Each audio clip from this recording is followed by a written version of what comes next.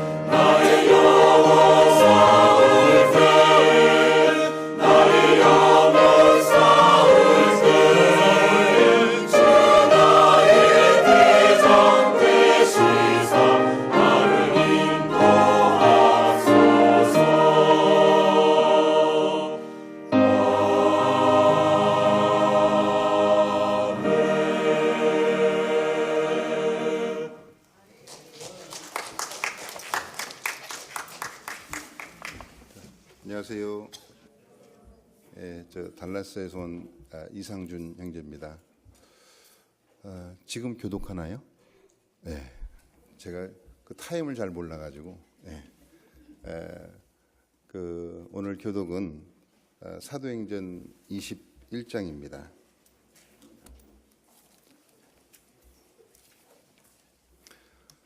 사도행전 21장 1절서부터 14절까지입니다. 제가 홀수절 읽고 우리 형제님들께서 짝수절 읽고 교독하도록 하겠습니다. 제가 먼저 읽도록 하겠습니다. 우리가 저희를 작별하고 행선하여 바로 고스로 가서 이튿날 로도에 이르러 거기서부터 바다로 가서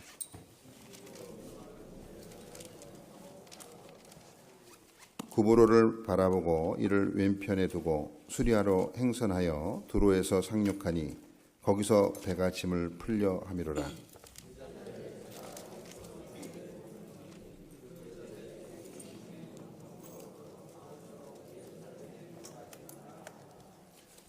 이 여러 날을 지난 후 우리가 떠나갈새 저희가 다 그 처자와 함께 성문밖까지 전송하거늘 우리가 바닷가에서 무릎을 꿇고 기도하고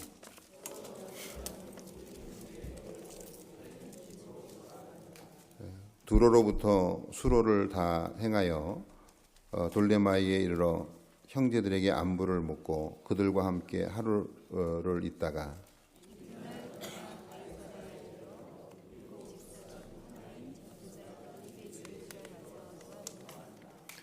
그에게 딸 넷이 있으니 처녀로 예언하는 자라.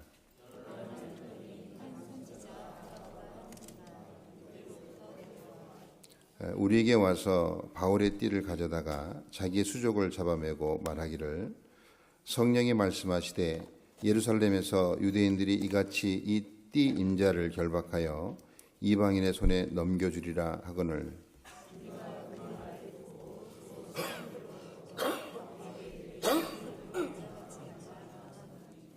바울이 대답하되 너희가 어찌하여 울어 내 마음을 상하게 하느냐. 나는 주 예수의 이름을 위하여 결박받을 뿐 아니라 예루살렘에서 죽을 것도 각오하였노라 하니.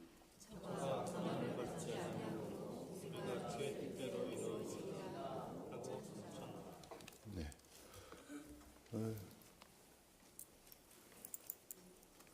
기도합니까 이제? 저희 달라스에서는 교독을 안 하거든요. 그래서 교독하는 시간이 없습니다. 그래서 제가 교독하는 줄 오늘 아침에 알았습니다. 그래서 오늘 아침에 제가 읽었던 말씀을 같이 나누면 좋겠다 싶어서 같이 읽었는데요. 조금 있다가 제가 왜 이 말씀을 읽었는지 오늘 아침에 제가 읽었는데 제 이 말씀을 보면서 좀 상고했던 것이 있어서 말씀 시작할 때 잠깐 좀 말씀을 드리려고 같이 읽었습니다. 그럼 기도하고 주일 같이 말씀 듣도록 하겠습니다. 같이 기도하겠습니다.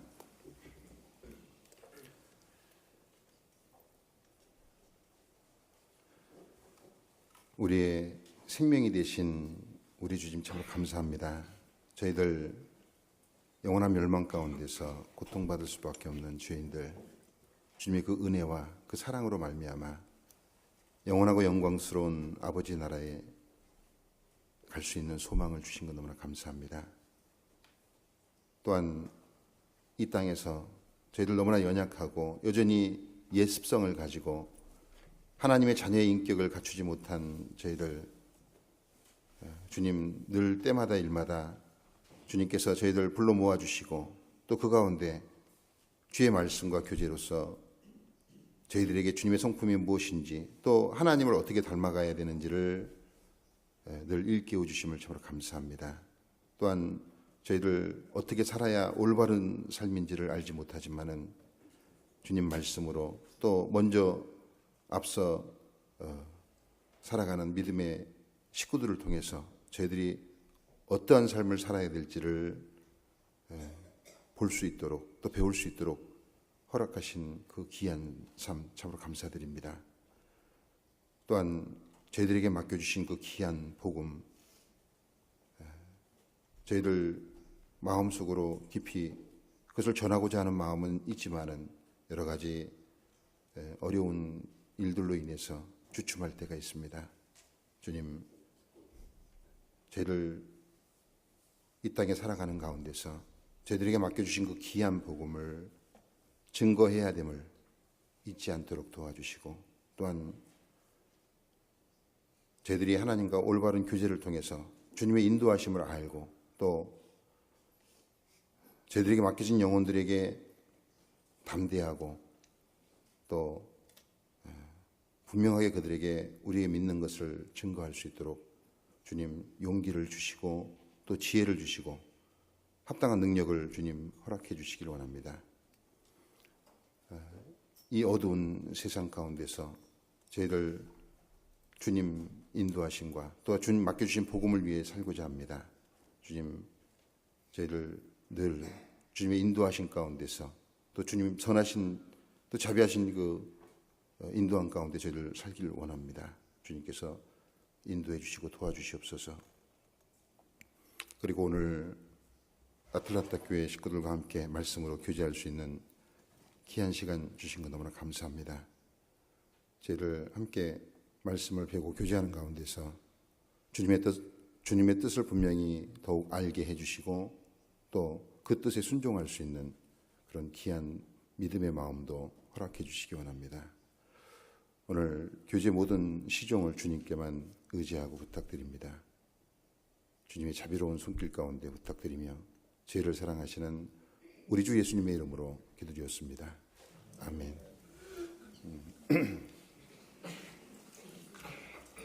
고린도전서 4장입니다.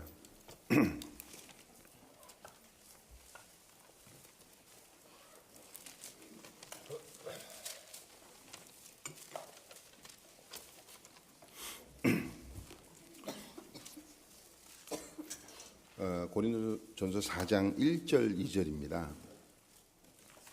1절 2절 제가 읽도록 하겠습니다. 사람이 마땅히 우리를 그리스도의 일꾼이요 하나님의 비밀을 맡은 자로 여길지어다. 그리고 맡은 자들에게 구할 것은 충성이니라. 예.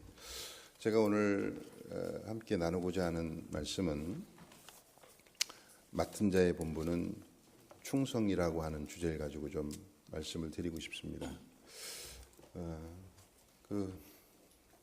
이제 아틀란타는 교회당을 다 준비하시고 입당식도 다 끝나고 이제 전도만 열심히 이제 하시면 되잖아요. 근데 이제 저희 달라스 교회는 지금 이제 그 교회당을 준비하고 있습니다. 이제 건물을 사서 지금 리모델링을 하고 있습니다. 근데 식구들이 한 37명 정도가 지금 모여서 교제하고 있는 작은 교회입니다. 아마 옛날에 아틀란타 교회도 그렇게 작게 시작했던 것을 제가 들었습니다. 그래서 더욱 저도 기대하고 또 하나님이 더욱 함께 해주시기를 간절히 바라는 마음으로 지금 교회당을 준비하고 있는데요. 식구들이 없다 보니까 제가 노가다를 많이 합니다. 생긴 것도 그렇게 생겼잖아요. 일 잘하게 생겼잖아요. 그래서 열심히 이제 하고 있는데요. 제가 오늘 그 시작할 때 교독했던 그 사도행전 21장을 읽었던 이유는 제가 그 말씀을 보면서 그 교회당이 준비되는 과정들을 돌아봤습니다. 그런데 그 저희가 이제 계약을 하고 나서 1년 정도 후에 클로징을 했어요. 오래 걸렸죠. 예. 근데 그걸 그 1년 동안요. 참 많은 갈등이 있었어요. 이게 하나님이 허락하신 건지 그렇지 않은 건지. 이제 왜 그런 생각을 하게 됐냐면 어떤 분들이 자꾸 뭐라고 얘기하시냐면 이건 하나님이 인도하신 거 아니에요. 이렇게 얘기를 하시는 거예요. 그래서 정말 그런가? 그런 고민을 하게 됐습니다. 시간이 지나면 지날수록 어려움이 있으면 있을수록 더욱 그런 갈등은 많이 있었습니다. 이제 근데 어떤 똑같은 상황을 보고요, 두 가지의 현상이 나타나는 걸 알았습니다. 그 아까 이제 사도 바울이 예루살렘에 올라가면 뭐가 기다린다고요? 환란이 기다린다고요. 그런데 그 내용에 보면 그걸 누가 알려주셨습니까? 성령이 알려주셨죠. 그런데 형제자매님들은 바울 보고 뭐라고 얘기했습니까? 올라가라고요, 말라고요? 같이 읽으셨는데 꼭 저만 읽은 것처럼 지금 제가 그런 표정을 뵀습니다. 올라가지 말라고요. 두 곳에 있는 그 형제자매들이 성령이 분명히 알려주셨는데 올라가지 말라고 하는 거예요. 그런데 사도 바울은요, 올라가야 된다고요. 이미 각오했다고요. 그러면 어떤 게 정말 하나님의 뜻입니까? 근데 이제 이 사도행전 21장에 보면 좀 혼동스러운 내용이 있어요. 성령이 꼭 그렇게 알려주신 것처럼 볼 수 있도록 기록이 되어 있는데요. 아까 읽었으니까 잠시 한번 볼까요?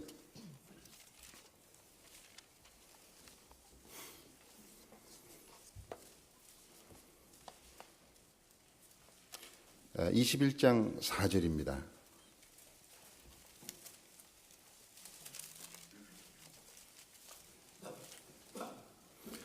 21장 4절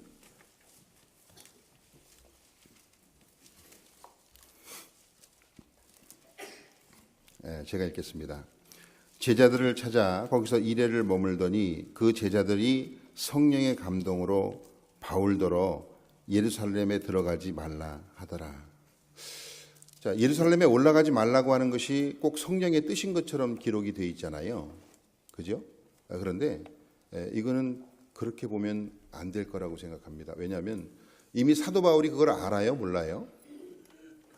이 사도 바울이 예루살렘에 올라가야 되는 것을 이미 성령을 통해서 들었거든요. 그리고 올라가야 되는 것을 이미 마음에 정하고 그게 하나님의 뜻이라고 확실히 믿었어요. 그런데 똑같은 성령께서 보여주셨는데 뭐라고 합니까? 형제님들은 올라가지 말라고요. 환란이 기다리고 있고 여러 가지 어려운 일들이 있으니까 올라가지 말라고요. 근데 제가 왜 그걸 교회를 건축하는 일에 연상이 되었었냐면 자꾸 어려운 일들이 생기니까 뭐라고 얘기하냐면 이건 하나님의 뜻이 아닙니다. 이렇게 이야기를 하는 거예요. 저희가 교회가 너무 작기 때문에 이제 교회당을 준비하는 것이 너무 여러 가지 어려웠습니다. 그 은행에서도 돈을 잘 안 빌려주려고 하더라고요. 그래서 저는 만약에 성령이 뜻이면 분명히 그것을 주님께서 막으실 거라고 저는 믿습니다. 그래서 막으실 때까지는 제가 미리 먼저 그걸 막으면 안 된다고 생각을 해요. 그래서 그냥 끝까지 기다려 봤습니다. 나중에는 1년 후에 계약을 했어요. 근데 또 공교롭게도요, 설계하는 데만 5, 6개월이 걸렸어요. 원래 한 3주면은 이제 그렇게 이렇게 크지도 않아요. 요거 여기가 얼마나 되는지 모르겠는데 대강당만 할까요? 저희 교회당이요.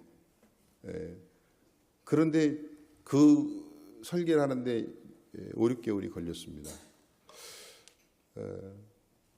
근데요, 그 전에 그 계약을 하기 전까지는 1년 동안 막 그런 얘기들이 나오다가 그 6개월 동안은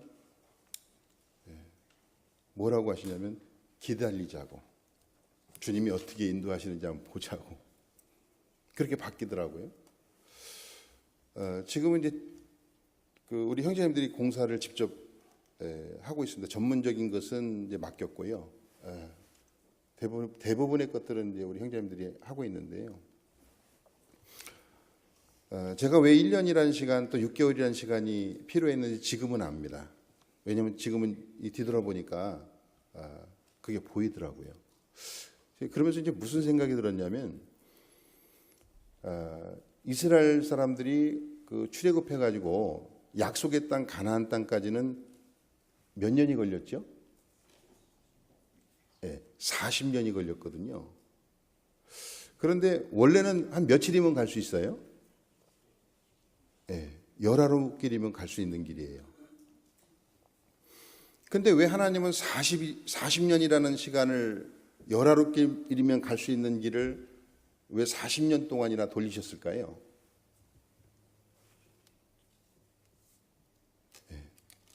그 이유는 딱 하나입니다. 뭐죠? 믿음이 없으니까요. 믿음이 없으니까 40년을 돌렸어요. 40년을 돌고 나서 생긴 게 뭐예요? 없던 믿음이에요. 왜? 봤으니까요. 직접 하나님이 어떻게 행하시는지를 직접 봤기 때문에 그들에게는 이젠 하나님이 어떻게 역사하시는지를 알 수 있는 믿음이 생겼어요. 저는 이제 달라스 교회도 마찬가지라고 생각합니다. 다른 데는 뭐 한두 달이면 계약하고 바로 진행이 돼서 순적하게 이렇게 진행되는 그런 교회들도 많이 있는데 왜 이렇게 오래 걸렸을까 생각을 해보면 교회당을 주시기 전에 뭐가 먼저 생겨야 돼요? 교회가 먼저 생겨야지요. 교회당이 튼튼하게 지어지기 전에 뭐가 튼튼해져야 되냐면 보이지 않는 교회가 튼튼해져야지만 그 교회당이 필요한 거잖아요. 그래서 하나님이 그 시간 동안 뭘 하신 거냐면 교회를 든든하게 다져가신 거라고 생각합니다. 그렇게 믿습니다. 그리고 교회가 다져지니까 그 다음엔 교회당을 주시는 거예요. 그래서 이제 제가 거기서 얻은 것은 무조건 어렵다고 잘 진행이 안 된다고 하나님의 뜻이 아니라고 얘기하면 그건 잘못된 믿음이라고 생각됩니다. 어렵더라도 힘들더라도 그걸 하나님이 막기 전에는 우리가 스스로 그것을 막으면 안 된다고 제가 교회당을 준비하면서 그런 그 하나님 주시는 교훈을 이렇게 배우게 되었습니다. 그래서 제가 오늘 아침에 그 같이 교독을 어떤 것을 할까 하다가 오늘 아침에 읽었던 말씀이 좀 제 마음에 새겨졌고요. 또 그것을 제가 교회당을 준비하면서 그 겪었던 경험하게 하셨던 그 내용을 좀 같이 나누고 싶어서 같이 읽었습니다. 그래서 어떤 주님이 때로는 어려움, 힘든 어떤 그런 것들을 주셨을 때 반드시 그것은 그만한 이유가 있고 반드시 그것을 통과해야지만 더 큰 것들을, 더 소중한 것들을 주신다는 것을 이제 배웠습니다. 그래서 우리에게도 이제 분명히 신앙생활하는 가운데 그 많은 어려움들은 당연히 있는 거라고 우리는 믿어야 되겠더라고요. 어려움이 있다고 해서 그것이 꼭 하나님의 뜻이 아닌 것처럼 그렇게 생각하면 안 되겠다. 이제 그런 배움을 얻었습니다. 그래서 같이 이제 한번 생각해 봤고요. 오늘은 그 고린도서 4장 그 1절 2절을 지금 같이 이제 조금 전에 읽었는데요. 이 고린도 교회는 사도 바울이 복음을 전했어요. 그런데 고린도 성도들은 사도 바울을 하나님의 일꾼으로 인정하지 않았습니다. 그래서 어떻게 하든지 이 사도 바울이 잘못됐다고 하는 것을 자꾸 책망하려고 했고 또 본인들이 받은 은사가 크다고 생각을 하고요. 사도 바울을 사도로 인정하지 않았어요. 그랬더니 이 사도 바울이 그래서 이 말씀을 하고 있는 겁니다. 사람이 마땅히 우리를 그리스도의 일꾼이요 하나님의 비밀을 맡은 자로 여길지어다. 본인이 지금 뭐라고 얘기하는 거예요? 나는 하나님의 일꾼이라고 얘기하고 있는 거예요. 나뿐만 아니라 누구도요? 아볼로도요. 함께 복음을 전하고 있는 믿음의 그 선진들이 본인들이 스스로 하나님의 일꾼이라고 얘기를 하고 있습니다. 그런데 이 사도 바울과 아볼로만 하나님의 일꾼이 아니고요. 뭐 일하는 양이 좀 다르긴 하지만 우리도 하나님의 일꾼이잖아요. 그죠? 우리도 하나님의 일을 맡아서 그 일을 하지 않습니까? 그런데 그 하나님의 일꾼들은 맡은 것이 있어요. 그런데 여기 이제 1절에 보시면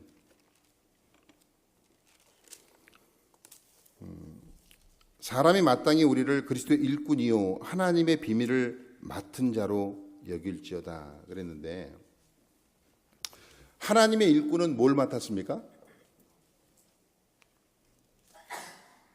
하나님의 일꾼은 하나님의 비밀을 맡았어요. 하나님의 일꾼들에게 하나님의 비밀을 맡겨주시고 그 일을 하라고 하십니다. 이제 성경 안에는 비밀이 많지요. 예, 비밀이 많이 있습니다. 비밀은 누구나 다 아는 게 비밀이 아니죠. 비밀은 아주 소수의 사람만 알고 있는 게 이제 비밀이죠. 그런데 그러면 우리가 가지고 있는 비밀이 뭐가 있죠? 비밀. 이렇게 얘기하니까 우리끼리 하는 거? 그게 아니고 구원받은 사람이면 누구나 다 알고 있는, 알아야 되는 그런 비밀이 있습니다. 그 첫 번째가 뭐냐면 교회예요. 교회는 비밀입니다.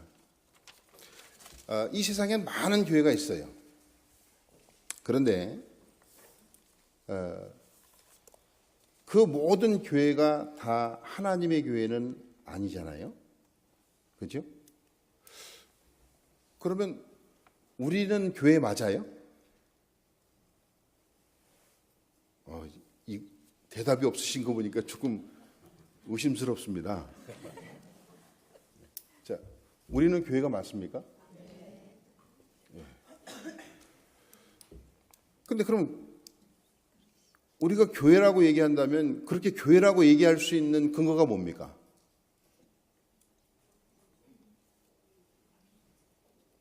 조금 어렵죠? 생각 한 번도 안 해봤는데 그런 질문을 받으시니까 누가 만약에 묻는다면 왜 당신들은 당신들이 진짜 교회라고 얘기하냐고 한다면 뭐라고 얘기하시겠습니까? 자, 그 설교는 못합니다 오늘. 그거 하면 오늘 다른 제가 준비한 설교를 못하니까요. 그런데 분명히 우리는 교회가 맞아요. 왜냐하면 제가 교회를 분별할 수 있는 근거를 좀 몇 가지 찾아봤는데 교회가 맞더라고요. 그걸 자세하게 배울 수는 없지만 저는 그걸 세 가지로 정리를 했습니다. 첫 번째는 교회는 하나님 말씀대로 가르친다. 두 번째는 교회의 머리는 누구죠? 예수님이죠. 우리는요? 몸이죠. 몸은 머리가 중요하게 생각하는 것을 몸도 중요하게 생각하고 또 머리가 중요하게 생각하는 것을 몸도 최선을 다해서 행하려고 합니다. 그게 뭐죠? 복음입니다. 그래서 교회는 복음을 위해서 최선을 다할 뿐만 아니라 가장 중요하게 생각해요. 왜냐하면 주님이 이 땅에 오신 이유가 그거기 때문에 그렇습니다. 주님이 이 땅에 오셨을 때 복음으로 오셨어요. 전도하기 위해서 오셨어요. 그리고 그것을 누구한테 맡기셨어요? 우리에게 맡기셨습니다. 만약에 어떤 교회에서요 복음보다 더 중요한 게 있다면, 전도하는 것보다 더 중요한 게 있다면 그건 주님의 몸이라고 얘기할 수 없을 겁니다. 복음을 위해서 최선을 다하는 것이 교회예요. 자, 그러면 다른 교회도 복음을 최선을 다해서 전하잖아요. 전한다고들 하잖아요. 그런데 마지막 것이 중요합니다. 이 세 번째가 진짜 교회인지 아닌지에 대한 것을 확인할 수 있는데요. 이 세 번째는 교회 안에 누가 계세요? 교회 안에는 주님이 계시잖아요. 거기서 뭐 하세요? 일하세요. 무슨 일을 하시죠? 구원하시는 일을 하세요. 우리가 복음을 전하지만 우리는 사람을 구원할 수 있는 능력이 없습니다. 실제로 사람 영혼을 구원하시는 건 누가 하시는 거냐면 주님이 하셔요. 그러면 주님이 함께 하시는 것이 진짜 교회인데, 교회라면 뭐가 계속 열려야 돼요? 구원받는 열매가 계속 열려야 돼요. 그런데 여기서요, 한번 제가 어려운 문제가 아니니까 한번 여쭤보겠습니다. 한 번 교회는 영원한 교회 맞아요? 한 번 교회는 영원히 교회예요? 뭐 1번, 2번 저도 그렇게 해야 됩니까? 예. 한 번 교회는 영원한 교회가 아니에요. 교회였다가 교회가 아닐 수도 있습니다. 저는 지금 많은 교회가 생긴 이유가 그거라고 생각해요. 교회였었는데 아니에요. 근데 자기들은 뭐라고 생각해요? 교회라고 생각해요. 그래서 주님의 이름으로 모여요. 근데 그건 누가 봤을 때 교회예요? 자기들이 봤을 때 교회예요. 옛날엔 교회가 맞았는데, 그런데 누가 떠나셨어요? 네, 주님이 떠나셨어요. 요한계시록에 보면 촛대를 옮긴다고 그러셨는데, 네, 주님 떠나셨어요. 그럼 뭐만 남은 거예요? 네, 사람만 남은 거예요. 자, 지금 대부분의 사람들은 그냥 십자가 달려있고 성경을 가지고 얘기하고 하나님을 찬양하고 이러면 교회라고 생각해요. 그런데 성경은 그렇게 얘기하지 않습니다. 그걸 교회라고 얘기하지 않아요. 그걸 그래서 비밀이라고 얘기하는 겁니다. 여기 이제 에베소서 5장입니다.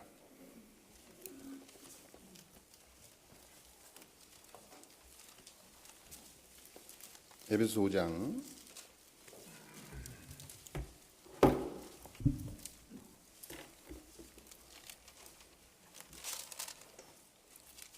31절 32절입니다.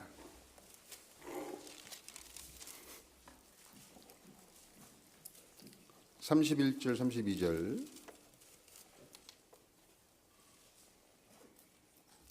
제가 읽겠습니다. 이러므로 사람이 부모를 떠나 그 아내와 합하여 그 둘이 한 육체가 될지니 이 비밀이 크도다. 내가 그리스도와 교회에 대하여 말하노라. 자, 이 비밀이 크도다 그랬는데 이 부부 관계를 통해서 교회와 누굴 설명하고 있죠? 주님을 설명하고 있죠. 그러면 주님과 교회는 무슨 관계란 말이에요? 남편과 아내의 관계지요. 그러면 아내는 남편에게 어떻게 해야 돼요?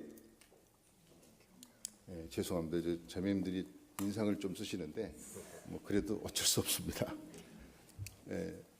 자, 아내는 누구한테 순종해야 돼요? 남편에게 순종해야 돼요. 교회는 누구에게 순종해야 돼요? 주님에게 순종해야 돼요. 자, 그런데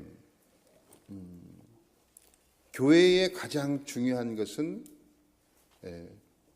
바로 교회 안에 누가 계신 거예요? 주님이 계신 거예요. 그래서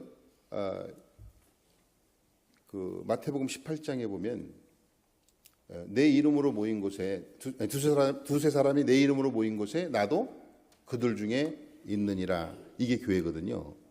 그런데 교회는 그럼 누구의 이름으로 모였다는 거예요? 그러면 주님의 이름으로 안 모이는 교회도 있습니까? 다 주님의 이름으로 모이잖아요. 그죠? 그런데 거기서의 주님의 이름은 다릅니다. 사도행전 15장을 보겠습니다. 사도행전 15장 25절 26절입니다.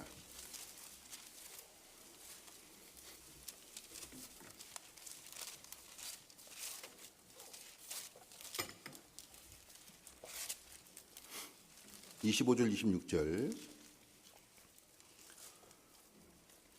같이 읽겠습니다.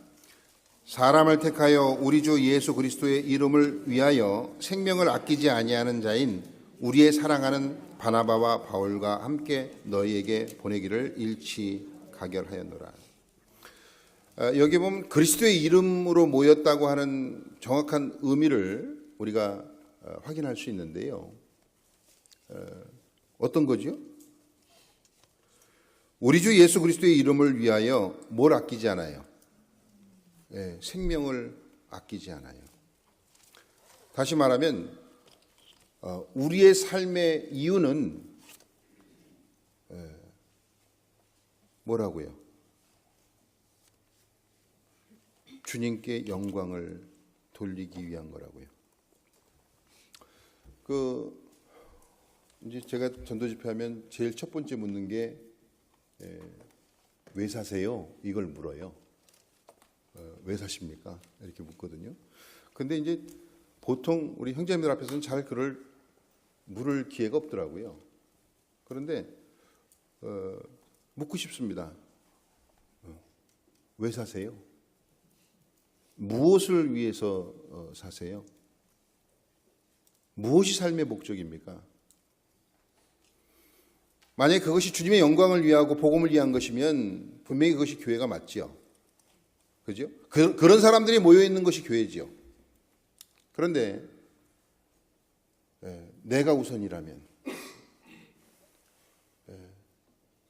내가 돈을 열심히 버는데 그 이유가 뭐예요? 주님의 복음을 위해서, 주님의 영광을 위해서 버는 거지요. 근데 만약에 그게 바뀐다면, 그렇다면 삶의 우선순위가 바뀐다면, 그렇게 점점 늘어난다면, 그렇다면 교회는 주님이 더 이상 계시기가 어려운 곳이 되는 거죠. 자, 그래서 교회는 비밀입니다. 그걸 우리는 말씀을 통해서 알 수 있어요. 자, 그러면 또 다른 비밀이 뭐가 있을까요? 또 다른 비밀. 우리만 알고 있는 비밀. 때에 대한 비밀이겠죠. 시기에 대한 비밀이겠죠. 여기 에베소 데살로니가 전서네요. 데살로니가 전서 5장입니다.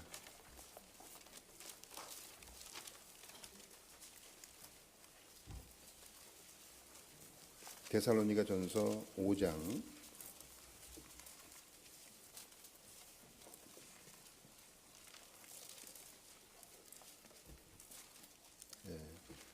1절입니다. 1절, 2절.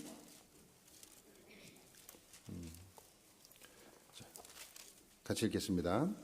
형제들아, 때와 시기에 관하여는 너에게 쓸 것이 없음은 주의 날이 밤에 도적같이 이룰 줄을 너희 자신이 자세히 알미러라. 네. 자, 여기 시기와 때에 관해서라고 했는데요. 뭐 이제 세상 사람들도 지금 뭐라고 얘기하냐면 다 마지막 때라고 얘기합니다. 이상하다고 얘기하죠. 그죠?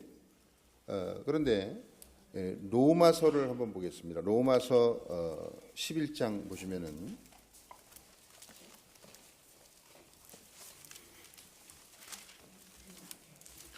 로마서 11장 25절 26절입니다.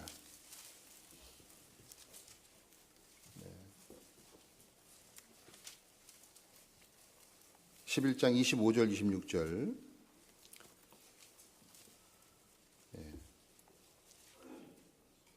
이 말씀은 제가 읽겠습니다.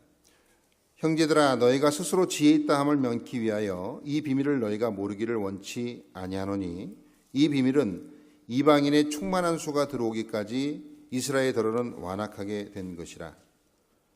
그리하여 온 이스라엘이 구원을 얻으리라 기록된 바. 여기까지 읽겠습니다. 자, 여기 보면 비밀을 모르기를 원치 않는다고 했는데요. 이 비밀이, 여기 두 번째 비밀이 뭐죠? 이방인의 충만한 수가 차면 그 다음에 뭐가 있다고요? 복음이 어디로 넘어간다고요? 이스라엘로 넘어간다고요. 이게 비밀이라고요. 지금 이제 복음이 한참 우리는 열심히 잘 전하고 있습니다. 그런데 충만한 수가 얼마인지는 모르지만 충만한 수가 차면 더 이상은 이제 꽉 채웠으면 더 채울 수가 없잖아요. 그러면 어디로 넘어가요? 이스라엘로 넘어가요. 유대인들에게 넘어가요. 그러면 우리가 마지막 때인 것은 여러 가지 징조를 통해서 이제 알지 않습니까? 그런데 이스라엘 민족을 통해서 지금 이스라엘 민족들이 복음이 전해져요, 안 전해져요? 지금 전해지고 있습니다. 많은 믿는 사람들이 있어요. 이젠 이 시기와 때라고 하는 것을 우리에게 여러 가지 모습으로 설명을 하십니다.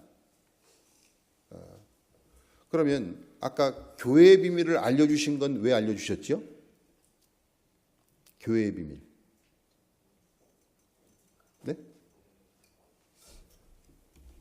네, 교회의 비밀을 알려주신 것은 왜 알려주셨어요? 우리에게. 네, 붙어 있으라고. 거기가 교회면 거기에 딱 붙어 있으라고. 그러면 시기에 대한 것은 왜 알려주셔요? 시기에 대한 것은 준비하라고요. 주님 만날 것 예비하고 준비하라고요. 어느 날 도적처럼 오실 그 예수님이 오셨을 때 당황하지 않도록, 부끄럽지 않도록 준비하라고요. 자, 그리고 세 번째 비밀입니다. 이 세 번째 비밀은 우리가 잘 알고 있는 거예요. 뭐죠? 복음의 비밀입니다. 이게 이제 에베소서 6장입니다. 에베소 6장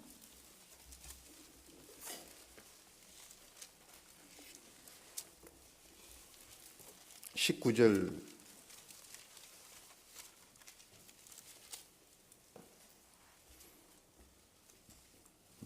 19절 같이 읽겠습니다. 또 나를 위하여 구할 것은 내게 말씀을 주사 나로 입을 벌려 복음의 비밀을 담대히 알리게 하옵소서 할 것이니. 무슨 비밀이요? 네, 복음의 비밀이요. 그런데요, 이 복음이 진짜 비밀이 맞더라고요. 왜냐하면 아마 미국도 그렇고 전 세계에 예수님을 믿는 사람은 참 많이 있지요. 너무 많아요. 그런데 거기서 진짜 복음을 깨달은 사람은 많아요, 적어요? 너무너무 적어요. 왜 적냐면 비밀이기 때문에 적어요. 저는 이제 얼마 전에 어느 교회에서 집회를 하는데 저희 교회에 나온 지가 한 20년 이상이 되신 분이에요. 그런데 집회를 하는데 이제 그분이 식사를 좀 대접하고 싶다고 해서 이제 식사를 하는데, 그분이 왜 식사를 대접하고 싶다고 했냐면 할 말이 있었던 거예요. 이게 어떤 할 말이었냐면 자기가 구원받은 게 맞냐고 물어요. 그래서 왜 그걸 물으실까? 근데 자기가 언제 구원의 내용은 알아요. 그걸 구원받았다고 얘기를 하세요. 그런데 언제 구원받았는지를 몰라요. 자기가 언제 구원받았는지 잘 모른대요. 그래서 제가 뭐 날짜는 몰라도 괜찮습니다. 그렇지만 분명히 구원받은 그 경험은 있습니다. 이렇게 말씀을 드렸어요. 그리고 좀 이상해서 혹시 회개가 된 적이 있습니까? 라고 여쭤봤어요. 하나님의 심판을 듣고 두려웠던 적이 있습니까? 두려워서 하나님께 구원해달라고 부르짖었던 적이 있습니까? 물었더니 그분이 그런 기억이 없대요. 그럼 구원 받은 거예요? 안 받은 거예요? 회개하고 복음을 믿으라고 했잖아요. 저는 회개는 내가 그냥 가서 주님 저를 구원해 이걸 회개라고 얘기하지 않아요. 회개는 내가 하나님 앞에서 어떤 운명에 처해 있다는 걸 발견했을 때 회개는 그냥 저절로 돼요. 왜냐하면 제가 그렇게 했거든요. 제가 말씀을 들을 때 말씀을 딱 들으면서 하나님 살아계시네? 좀 듣다 보니까 죄를 얘기하시는데 제가 좀 죄가 많거든요. 그래가지고 죄를 자세히 얘기 안 하셨어요. 그런데 하나님이 계시고 지옥이 있고 천국이 있고 죄를 딱 얘기하시는데 그 다음서부터는 말씀이 안 들어와요. 왜 안 들어오냐면 제 지은 죄가 막 계속 그때부터 떠오르는 거예요. 얼마나 많은 죄를 졌는지요. 근데 사람들 앞에서 그걸 내색할 수는 없잖아요. 두려워서 벌벌 떠는 걸 내색할 수는 없잖아요. 그 집에 가가지고 제가 절에를 25살까지 다녔는데요. 절에 가서 3,000배도 하고 또 108배도 하고 이제 절을 많이 했어요. 예, 그래서 절을 많이 했는데 제가 스스로 무릎을 꿇고 진정한 마음으로 어떤 대상에게 그렇게 간절히 구해본 건 그때가 처음입니다. 그 전에 절할 때는 3,000배 하면 몇 시간 걸리는 줄 아세요? 7시간 걸려요. 7시간 하고 나면 다리가 풀립니다. 웬만하면 잘 못해요. 근데 1년에 2번씩 했어요, 그걸. 초파일날 한 번 하고, 우리도 수양회 있잖아요? 절에 가도 수양회가 있어요. 스님들하고 똑같이 합니다. 새벽 4시에 일어나서 참선하고요. 똑같이 해요. 그런데 한 번도 제가 제 마음에서 뭔가를 정말 빌어야 되겠다. 내가 정말 그 부처한테 내가 이걸 꼭 받아야 되겠다. 이런 마음이 들었 적은 한 번도 없습니다. 그런데 말씀을 들으면서 일주일 동안요. 하나님이 믿어지고 내가 하나님 앞에 죄인인 게 딱 발견이 되니까요. 어떻게 할 수가 없겠더라고요. 너무너무 두렵더라고요. 그러니까 집에 가서요. 그냥 제가 이렇게 엎드렸더니 계속 뭐가 나와요. 죄가 계속 나오는 거예요. 그래서 다시 이렇게 뒤돌아서 엎드렸더니 어디서 나와요? 천장에서 계속 나와요. 죄가. 그래서 제가 스스로 무릎을 꿇고 저 좀 살려주십시오. 너무너무 무섭고 두려워서요. 그래서 이틀 동안 잠을 못 잤어요. 이틀 동안 말씀도 못 들었습니다. 그리고 토요일 날 복음을 풀 때 제가 믿으려고 노력하지 않았어요. 그런데 그냥 믿어지더라고요. 예수님에 대한 그 죄사함에 대한 내용을 들었을 때 내 마음에서 그냥 믿어졌어요. 저는 믿어졌다고 얘기합니다. 왜냐하면 제가 믿으려고 애쓰지 않았거든요. 단지 두려워서 주님께 구원해 달라고 간절히 기도는 했어요. 근데 그분에겐 그런 게 없는 거예요. 이제 사실 누구한테 구원받은지 한번 체크해 보세요 이렇게 얘기하기는 어렵잖아요. 그런데요, 혹시 여기 계신 분들 중에도요 그런 게 없다면 그건 두려워해야 될 일이에요. 그거는 한번 확인해 보시는 게 좋습니다. 용기를 가지고요 한번 본인이 구원받았는지 점검해 보는 게 좋아요. 왜냐하면 지금 점검하지 않으면, 나에게 준 시간 동안 점검하지 않으면 조금 늦으면 다시 기회가 없을 수도 있어요. 지옥 가는 사람들의 특징이 뭡니까? 슬피 울며 이를 갈아요. 그죠? 아마 이를 가는 이유가 여러 가지겠지만 본인이 좀 더 자기 믿음을 확인하지 못하고 또 좀 더 자기 영혼에 대한 문제에 대해서 좀 심각하게 생각하지 못한 것에 대해서 한탄한 거라고 생각합니다. 그래서요, 제가 집회하면서 그분이 본인의 어떤 그런 얘기를 하셨을 때 제가 봤을 땐 구원이 아닌 것 같습니다. 한번 확인해 보시는 게 좋겠습니다. 말씀을 들으시면서 한번 확인해 보십시오. 그리고 제 말씀을 듣고 나서는 되게 두려워하시더라고요. 그리고 토요일 날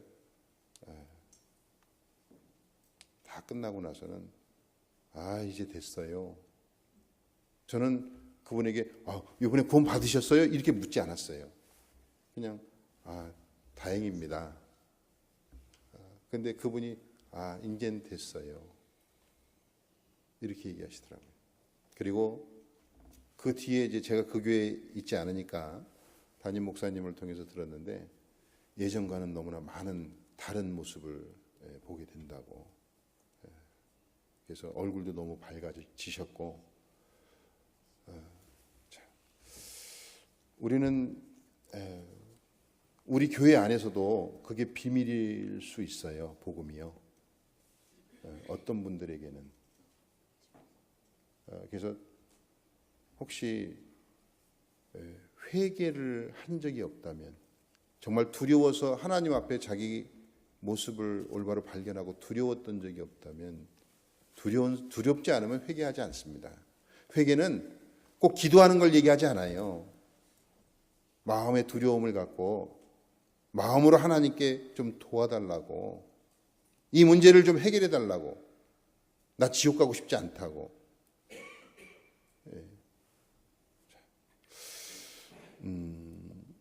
그래서 회개를 한 적이 없다면요, 구원도 받을 수가 없어요. 회개 없는 구원은 있을 수가 없습니다. 진찰도 안 받았는데 어떻게 치료를 받아요? 그렇잖아요. 전 제일 당황스러운 때가 언제냐면요, 죄 말씀 드렸더니 갈 때 아유 오늘 말씀 너무 즐거웠습니다, 좋았습니다, 이러고 가는 때는 제가 너무너무 황당해요. 황당하고 답답합니다. 왜냐하면 그거는 좋은 말씀이 아니잖아요. 죄 있으면 지옥 간다는데 그게 무슨 좋은 말씀이에요. 그렇잖아요. 어떤 집회 갔더니 연세 드신 분들이 그 죄 말씀 듣고는 화를 내시더라고요. 무슨 설교를 그따위로 해. 그러면서 나 내일부터 안 와. 그러시더라고요. 저는 그게 정상적인 마음이라고 생각해요. 왜요? 찔렸거든요.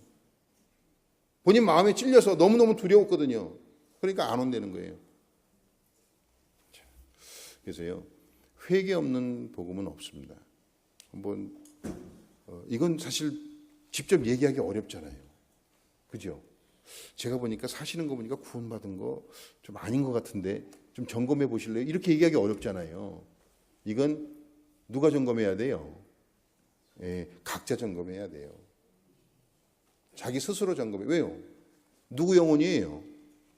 누구의 영원한 삶이에요? 자기 거거든요. 자기가 준비해야 되는 거예요. 자기가 확인해야 되는 거예요. 그래서 우린 정말 구원받은 사람들은 이 복음의 비밀을 가지고 있습니다.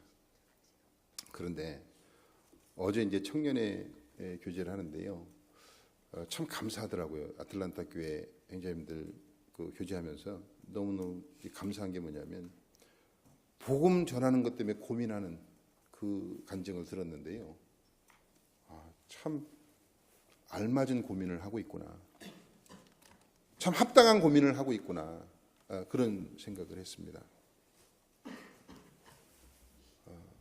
구원받은 사람은 이 복음의 비밀을 가지고 있고요, 또 마음속에서 계속 뭘 요구하죠? 구원받은 사람, 구원받았다는 가장 큰 증거가 뭐예요?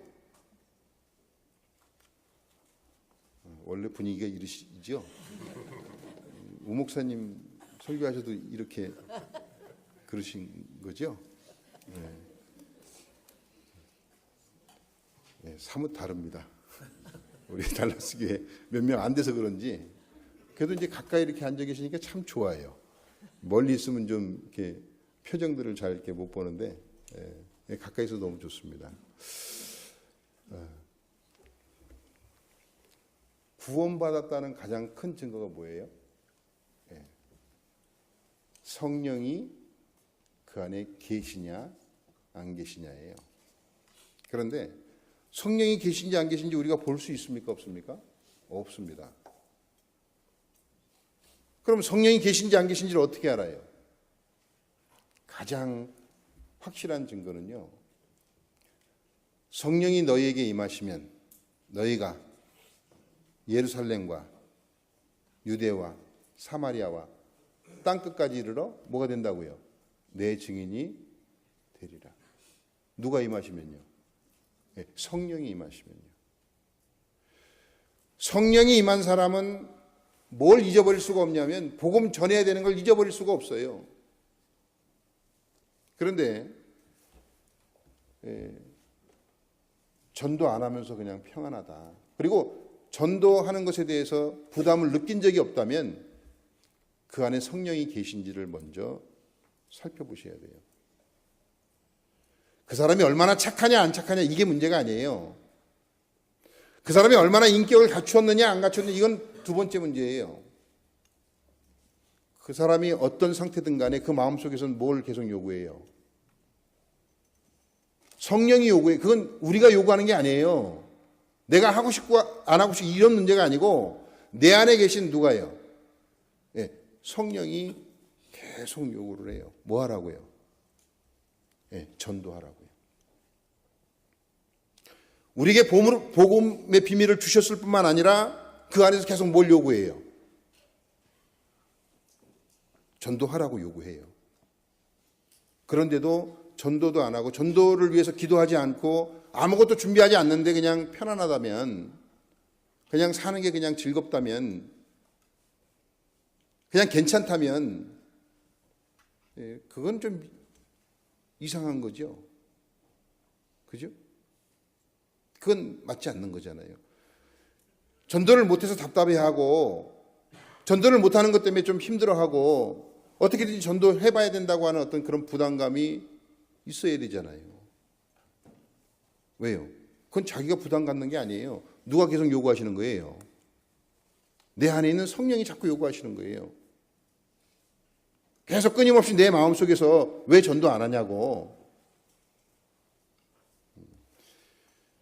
자, 근데 이제 전도를 할 때 우리 필요한 것이 있는데요. 그 베드로전서 3장 15절입니다.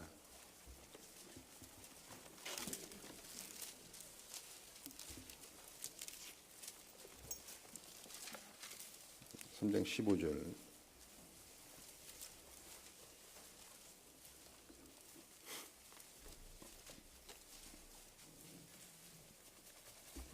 네, 3장 15절 말씀 같이 읽겠습니다. 너희 마음에 그리스도를 주로 삼아 거룩하게 하고 너희 속에 있는 소망에 관한 이유를 묻는 자에게는 대답할 것을 항상 예비하되 온유와 두려움으로 하고.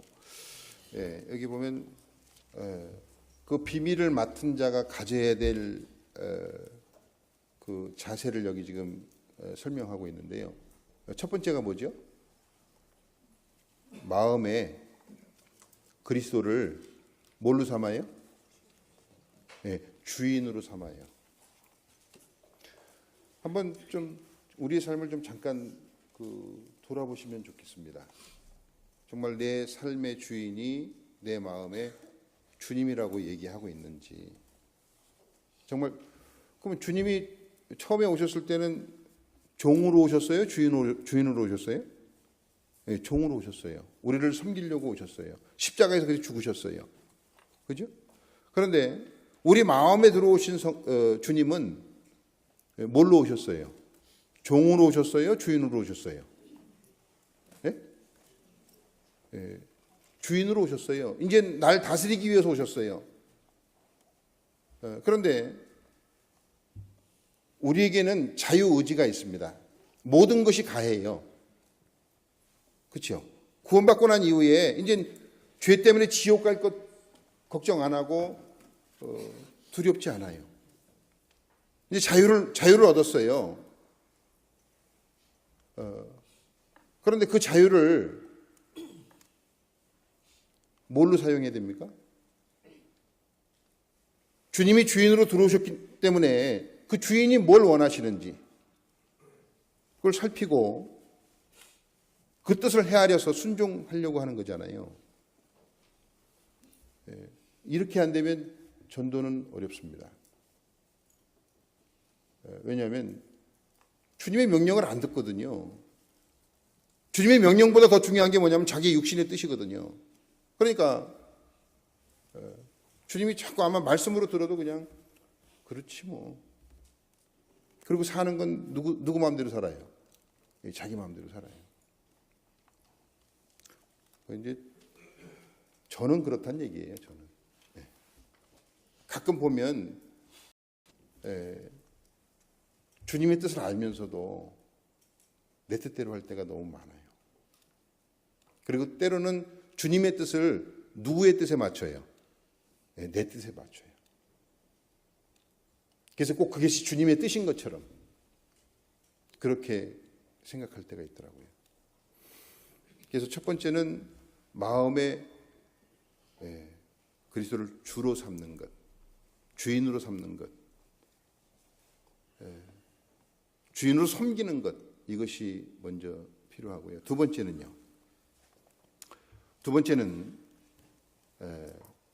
구별돼야 됩니다.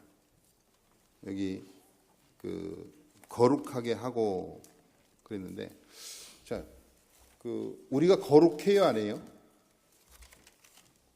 네? 거룩합니까, 안 합니까? 거룩해요? 네. 대답이 두 개가 나올 수가 있어요. 거룩하다, 거룩하지 않다. 그런데 두 개 다 정답입니다. 그런 대답이 어디냐 그러겠지만, 예수님으로 말미암아 우리는 거룩하게 됐어요, 안 됐어요? 네, 됐어요. 근데 우리의 삶은 거룩해요, 안 해요? 네, 거룩하지 않아요. 그런데요, 우리가 한 가지 좀 알아야 될 것이 있는 것이 뭐냐면, 이 거룩함이란 기준이요, 사람마다 다 같아요, 달라요? 네, 다 같을 수가 없습니다. 그래서요, 이 거룩함이라고 하는 것은 누구 마음에 꺼리낄 게 없어야 돼요. 주님 마음이에요, 내 마음이에요? 네, 죄송합니다. 제가 이게 습관이 돼가지고 질문하는 게요. 네, 그래서 그냥 그러려니 하고 들으세요. 뭐 어쩔 수는 없습니다만, 네, 이 거룩하다고 하는 것이 내 마음에서 거룩한 거예요, 주님 마음에서 거룩한 거예요? 꺼리낄 것이 없는 것이 주님이에요? 그러면 큰일 나죠. 그러면요, 우리는 매번 주님의 기준에 우리를 살펴보면 우리는 거룩한 날이 없어요. 꺼리끼지 않을 날이 없어요. 담대함을 가질 수 있는 날이 없어요. 그렇지 않습니까? 그 기준이 누구라면? 예, 주님이라면요. 그런데 이제 주님은 이렇게 얘기하십니다. 요한 1서를 보시겠습니다. 3장입니다.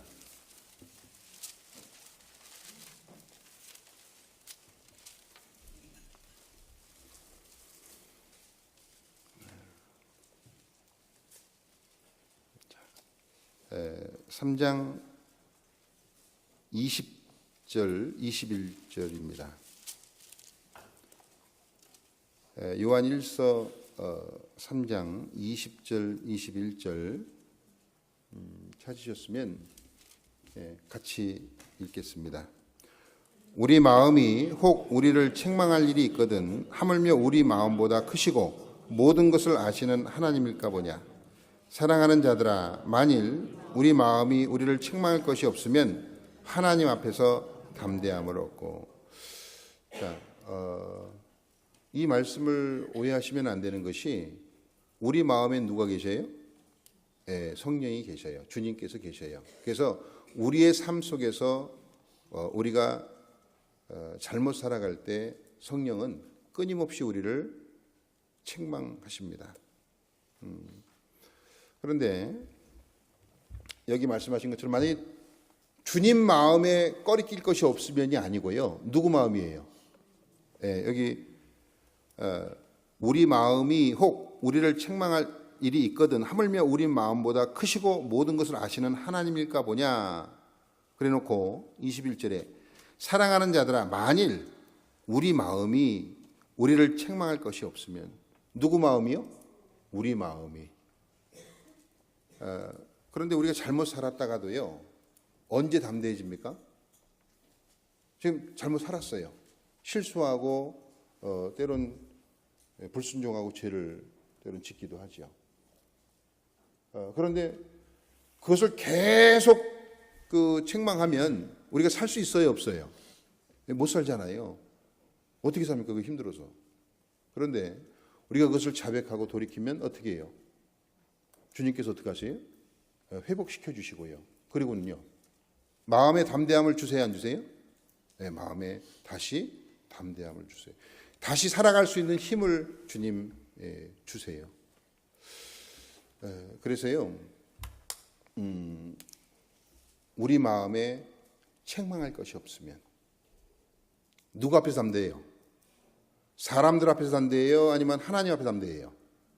여기 말씀하시는 것은 21절에 보시면 21절만 다시 한번 읽어보겠습니다. 사랑하는 자들아, 만일 우리 마음이 우리를 책망할 것이 없으면 하나님 앞에서 담대함을 얻고, 누구 앞에서 담대함을 얻어요? 하나님 앞에서 담대함을 얻어요. 그래서요, 우리는 자꾸 누구 앞에 나가요? 주님 앞에 나가요. 그때 우리 마음은 주님께 다 내보이고 새로운 각오와 다짐으로 다시 시작할 수 있습니다. 주님께서 그렇게 은혜로 해 놓으셨어요. 다시 살 수 있도록. 다시 베드로전서 아까 3장을 한번 보시면요.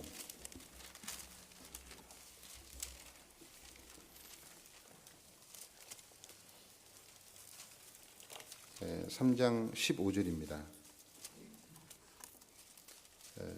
우리가 복음의 비밀을 맡아서 그것을 전하기 위해서 우리가 무엇을 갖추어야 되는지를 좀 지금 말씀을 드리고 있는데요. 여기 보면 마음의 그리스도를 주로 삼고 그 다음에 어떻게 한다고요? 거룩하게 하고 점점 구별되게 살려고 노력해야 됩니다. 그리고 주님 앞에 나가려고 노력해야 됩니다. 그 다음에 너희 속에 있는 소망에 관한 이유를 묻는 자에게는 대답할 것을 항상 예비하되. 우리는 전도할 때요, 우리가 상대하는 사람들이 다 다른 사람들이에요. 근데 성경에서 모르면 무조건 오라고 했다고 맨날 그냥 오라고만 하시면 안 되고요. 좀 연구를 하시는 게 좋아요. 내가 전도하는 사람을 놓고 기도하고 또 그 사람이 어떤 사람인지 좀 살펴보고 또 잘 모르겠거든 목사님께 와서 이런 분은 내가 어떻게 전도해야 됩니까? 라고 묻기도 하고 또 때로는 형제자매들에게도 어떻게 하는 게 좋은지 좀 지혜를 구하는 게 필요합니다. 그래서 예비하는 것이 필요해요. 자, 그 다음에는요, 온유와 두려움으로 하고. 자, 온유는 뭘 온유라고 하죠? 네? 온유. 어렵죠? 이건 이제 온유는 저는 딱 그냥 두 가지로 정리를 했습니다. 첫 번째는 하나님 앞에서는 묵묵히 주님을 따라가는 것을 온유한 모습이라고 하고요. 또 사람들에게는 친절하고 부드럽고 상냥하게 대하는 것, 따뜻하게 대하는 것, 이것을 온유라고 정의를 했습니다. 왜 이렇게 했냐면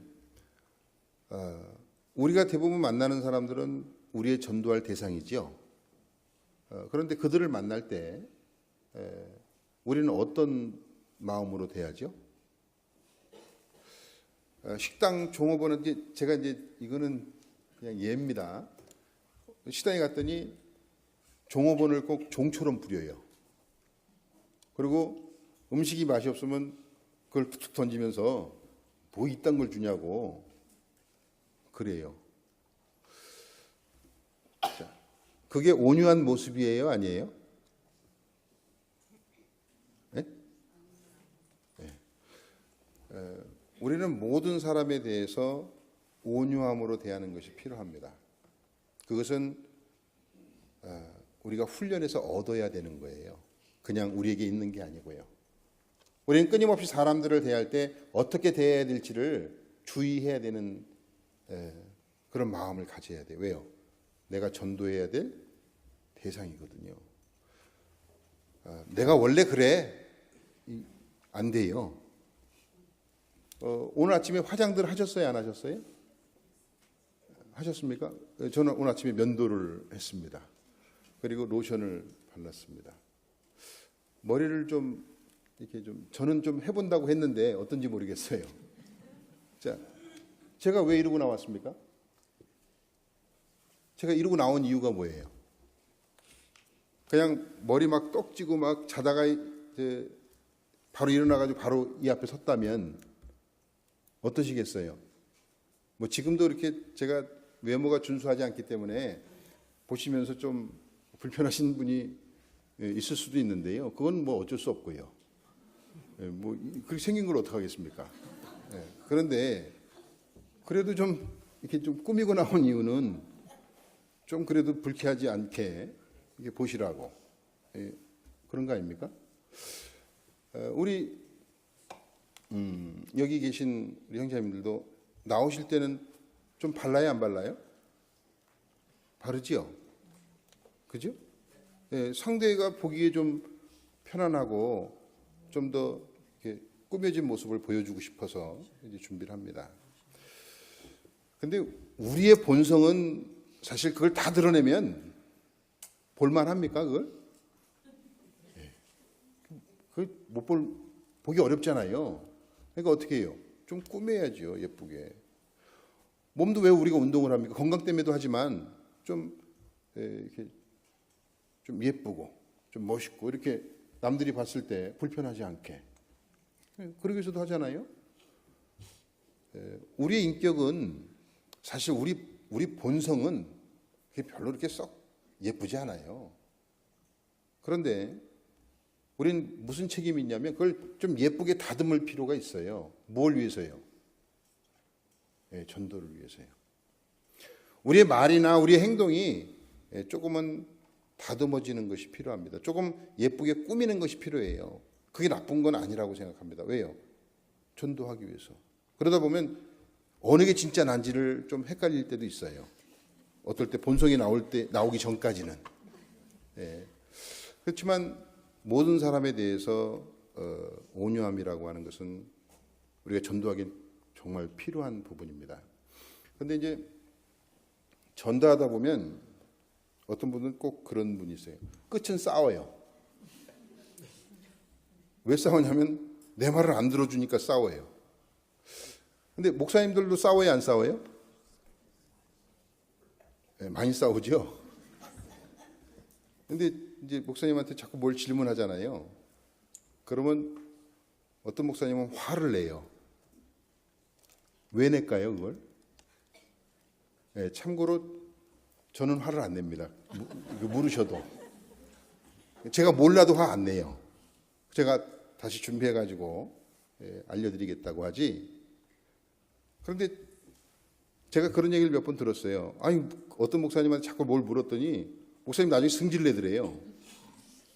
왜 그래요? 모르니까 그래요. 자꾸 모르는데 모르는 걸 자꾸 이제 물어보니까 승질 나잖아요. 특히 이제 이제 구원 안 받은 목사님한테 가서 구원이 뭐예요?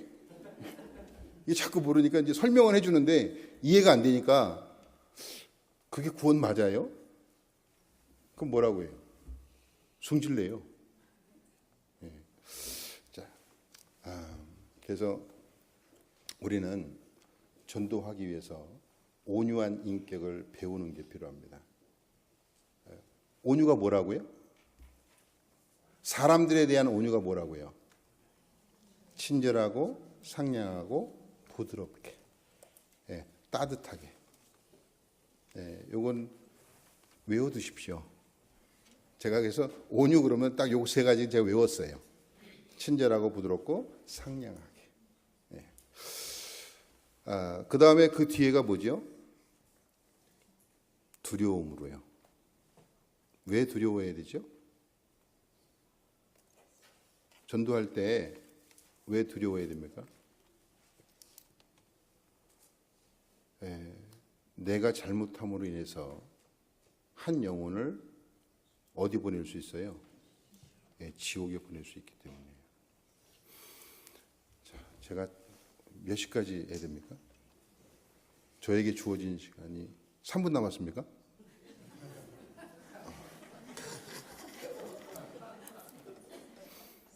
(5분) 남았습니다. 근데 저는 좀 더 해야 되는데 이게 큰일 났습니다.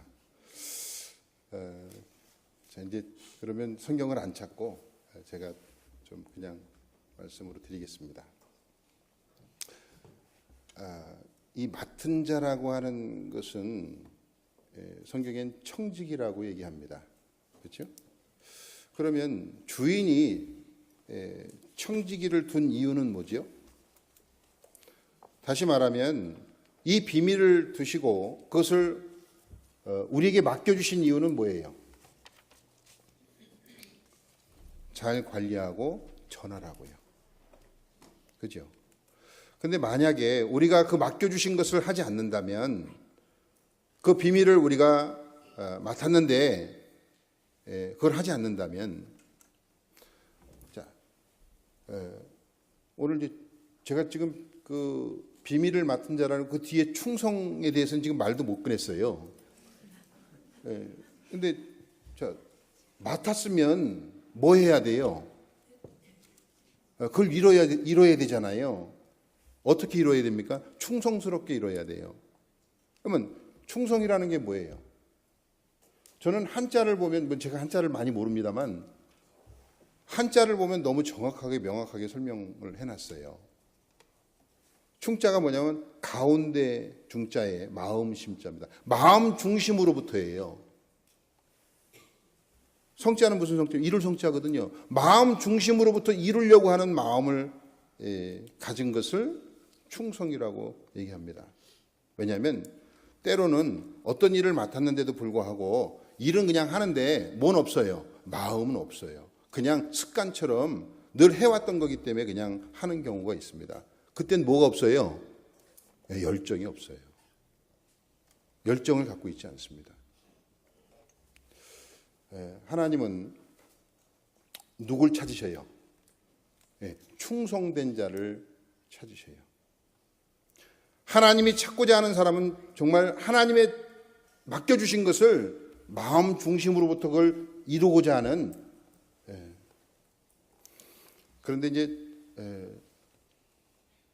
그 마음을 가지고 있으면요 마음이 뜨겁습니다. 그걸 다른 말로 하면 열정이라고 하죠. 뜨거운 마음이 생겨요. 그런데 그러면 우리가 언제 마음이 뜨거워지죠? 언제 뜨거워집니까? 말씀을 들을 때 격동될 때가 있어요. 말씀을 들으면서 내가 그렇게 살아야지. 내가 이렇게나 한번 살아봐야지. 이런 격동이 올라올 때가 있습니다. 그때 뜨거워져요. 또 언제 뜨거워집니까? 저는 제가 그 뜨거운 사람은 계속 뜨겁습니까? 아니더라고요. 근데 식었는데 그 식었는 줄 몰라요. 제가 그걸 요번에 알았습니다. 이번 전도인 수련회를 하는데요. 지금 그 켄터키 수양관 그 본당 공사하려고 준비하는 거 들으셨잖아요. 근데 이제 전도인들이 먼저 작정을 하자고 했어요. 그래서 작정을 하셨습니다. 저는 거기서 제외됐습니다. 왜냐하면 저는 중부거든요. 동부 전도인들만 작정을 하셨어요. 그런데 목표가 있었습니다. 목표를 가지고 하셨어요. 그런데 제 마음에 어떤 생각을 했냐면 우리가 하나지 나도 조금은 해야지 이런 마음을 가졌어요. 그래도 내가 할 수 있는 최선을 다해서 좀 참여해야지 이런 마음을 딱 갖고 있었는데요. 그런데 이제 그 동부 전도인들이 작정을 한 내용을 들었습니다. 이제 작정한 내용을 딱 들었는데요. 제가 충격을 먹었어요. 이거는 우리가 할 수 있는 이상의 것을 했더라고요. 뭐 다들 그렇게 얘기해요. 뭐 전도인 생활 뻔하지 뭐. 그잖아요. 그렇게 얘기하시잖아요. 그런데 제가 봐도 이걸 어떻게 하려고 그러지? 뭐 이런 마음이 문득 들어요. 저는 달라스 와서 미국 와서 내가 최선을 뭐 다른 데서도 마찬가지지만 최선을 다한다고 생각을 하고 했습니다. 다한다고. 그런데 이번에 동부 전도인들을 딱 작정하는 걸 보면서 제가 무슨 생각이 들었냐면 제가 구원받고 난 이후부터요. 제가 이때까지 그 전도인 되기 전까지 또 되고 나서도 얼마 동안 건축원금을 작정했을 때 어떻게 해야 된다는 것을 제가 배웠는데 그걸 잊고 살았던 거예요. 저는 그렇게 살지 않았거든요. 옛날엔 그렇게 안 살았어요. 그런데 지금은 어떻게 하냐면 내가 있는 것에서 최선을 다한다고 생각을 했어요. 뭐 있는 것도 없지만요. 네, 그런데 최선이라고 하는 걸 저는 그렇게 생각을 했었거든요. 그런데 제가 전도인들이 먼저 그렇게 하시는 모습을 딱 보면서 제가 깨진 게 뭐냐면 내가 옛날엔 이렇게 안 살았는데 옛날에 내가 아무것도 없어도 대출 받아서 그냥 헌금하고 내가 그냥 이때까지 아무 문제 없이 메꾸고 살았는데 또 그것을 하나님 할 수 있도록 도와주셨는데 근데 제가 그걸 잊어먹고 있다가요. 요번에 전도인들이 작정하는 걸 보면서 그렇지 이렇게 사는 게 맞지. 이게 충성이지. 이게 최선을 다하는 거지. 그 마음이 딱 들더라고요. 그래서 저도 다시 작정을 했습니다. 제 마음속에서만 작정을 했던 건데요. 다시 작정을 했어요. 최선을 다해서. 내가 있는 것 한해서가 아니고 지금은 내게 없지만은 내가 할 수 있는 최선의 것을 뭐 이제 그렇게 크진 않지만 제가 할 수 있는 최선의 것.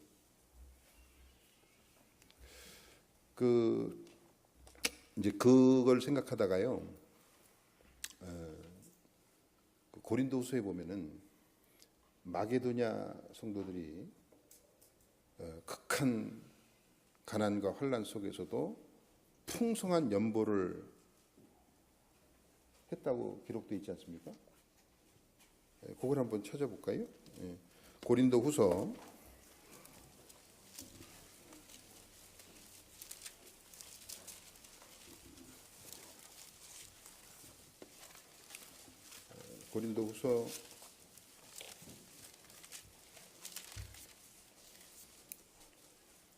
8장입니다. 죄송합니다. 오늘 조금만 더 하겠습니다. 제가 아무래도 시간 이미 넘었고요. 넘은 김에 그냥 좀 더 하겠습니다. 뭐 다시 또 언제 올지 모르니까 하겠습니다. 그냥 8장 1절 2절입니다. 1절 2절 같이 읽겠습니다.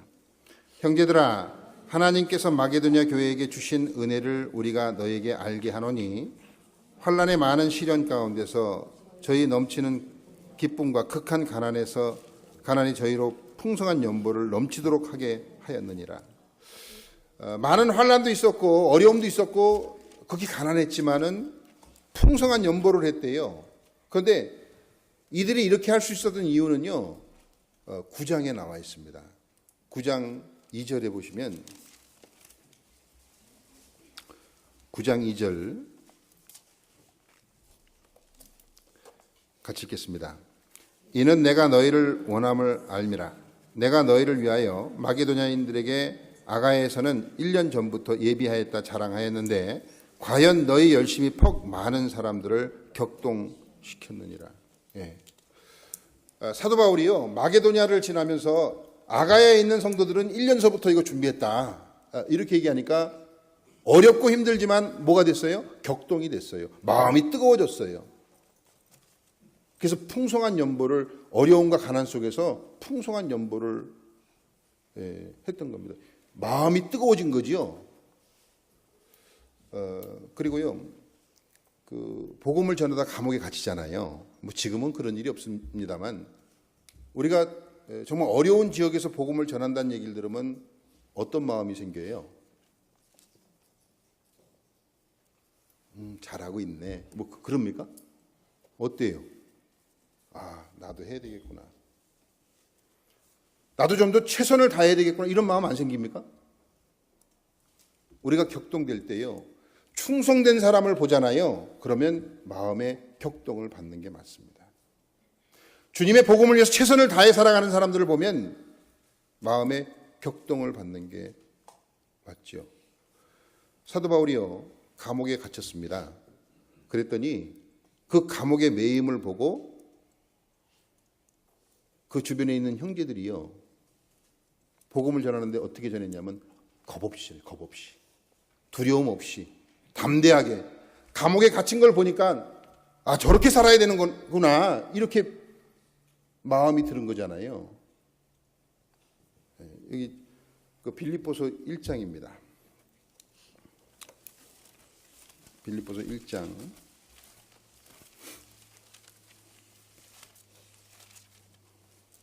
14절입니다.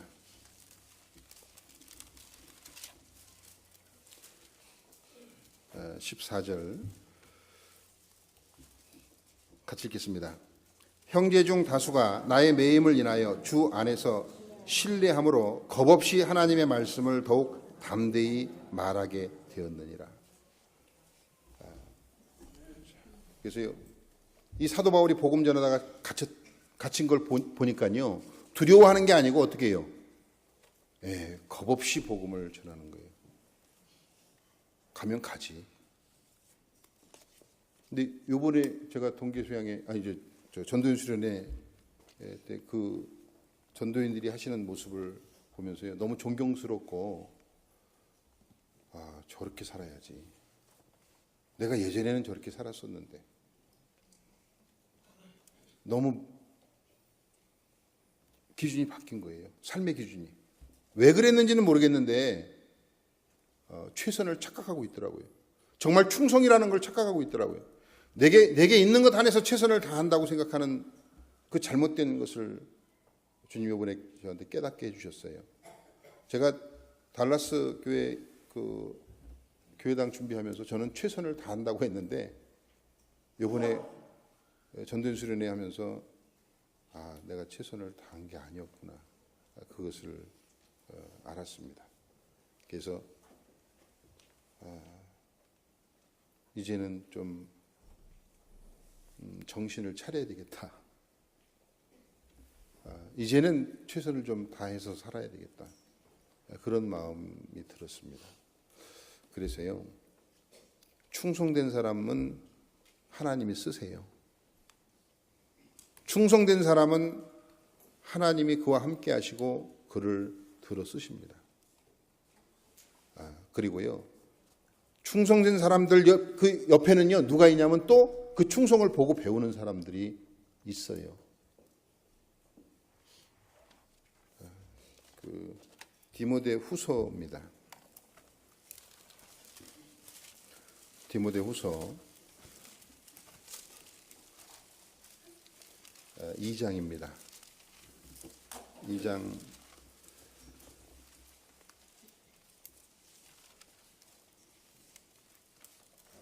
2절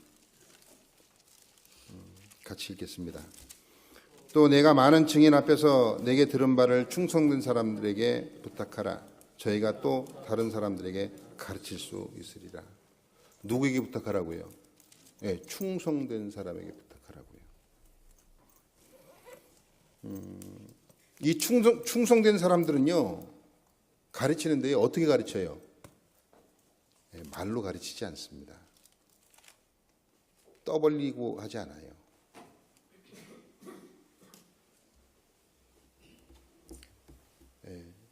말로 가르치는 게 아니고요, 그의 삶을 통해서 가르칩니다. 말로 내가 이거 하니 저거 하니, 이거 할 거니 저거 할 거니 그렇게 얘기하지 않고요, 그 삶 속에서 그걸 볼 수 있게 해요. 우리가 격동받고 주님 앞에서 이렇게 살아야 되겠구나 이런 마음을 갖는 것은 말로 듣는 게 아니고요. 말로 그런 게 생기는 게 아니고요. 삶을 통해서 생기는 거예요. 그렇지 않습니까? 그런 삶의 모습을 보았을 때 진정 내 마음에 뜨거운 게 올라오지 않습니까? 그리고요, 충성된 사람이야말로 정말 주님을 섬길 수 있습니다. 그런 사람들에게 주님은 맡기십니다. 시편 106편 마지막으로 한 장만 더 보고 마치겠습니다. 시편 101편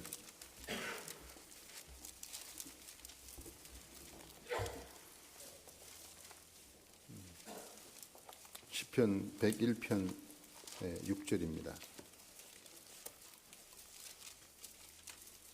시편 101편 6절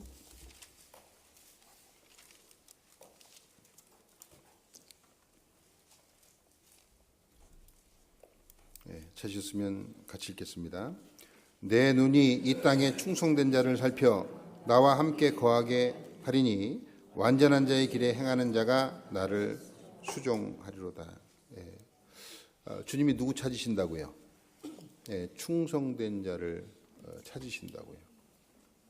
그리고 찾으셨으면 어떻게 합니까?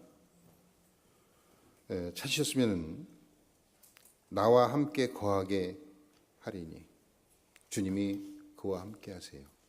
주님이 그를 인도해 가십니다. 그를 보호해 가십니다. 그리고 완전한 길에 행하는 자가 나를 수종하리다. 주님을 섬길 수 있는 기회를 얻지요. 계세요? 오늘 이제 맡은 자의 본분은 충성이라고 하는 주제를 가지고 좀 말씀을 드렸습니다만, 제가 좀 드리고 싶은 말씀은 좀 더 있는데 여기서 안 그치면은 좀 힘들 것 같아서 여기서 마치도록 하겠습니다.